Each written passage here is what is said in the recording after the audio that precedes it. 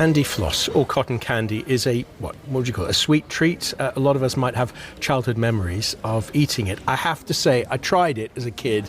It was far too sweet, and I tried to avoid it as much as I could, not for health reasons, just for taste reasons.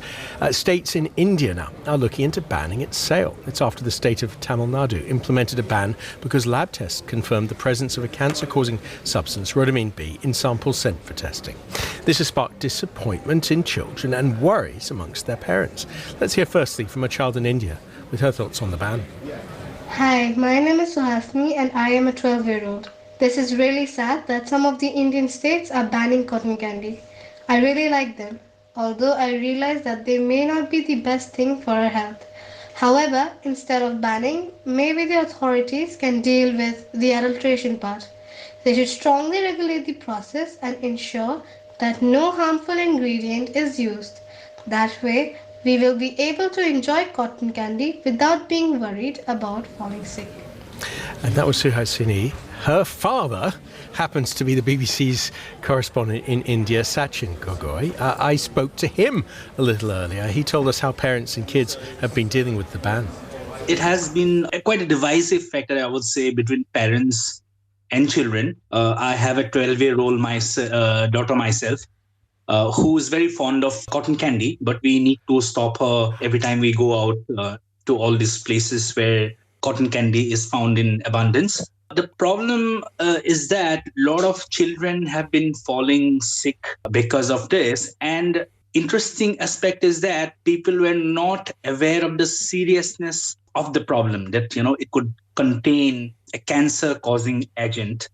Parents were mostly worried about children having a bad stomach or something like that. But when this news came out about the presence of cancer-causing agent, I think it has come as a shock for parents and children alike. So subsequently, other states have also started looking into the ill effects and all the ingredients that go into the making of cotton candy.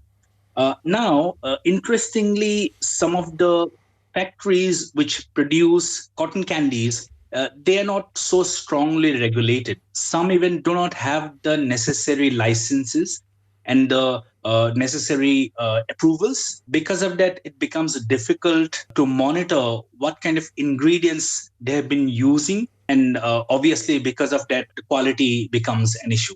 And you mentioned the conversations you had with your own daughter. I wonder if kids more widely in India are the same as kids anywhere in the world, that if parents say to their kids, don't eat something, the kids are not necessarily going to say, oh, thank you, yeah, I agree.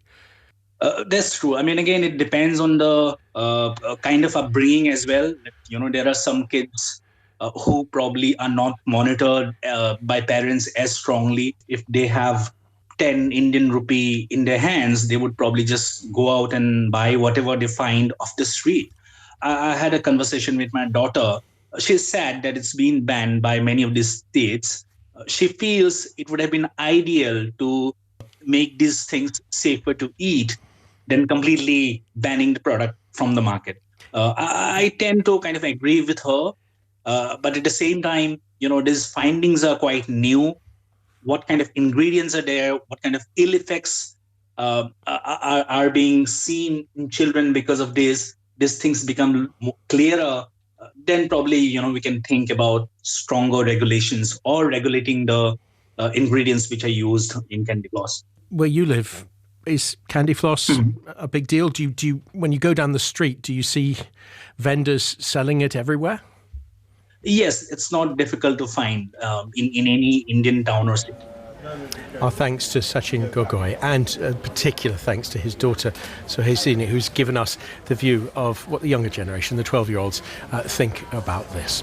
Just looking around the newsroom here, I can see some of our desk editors, the foreign desk editors, who have the job of calling up foreign correspondents around the world and assigning them to various stories in consultation. At the moment, my colleagues on the TV desks to my left and to my right are putting together the bulletin for the top of their hour. I'm James Reynolds with you on OS on the BBC World Service. Please do stay with us.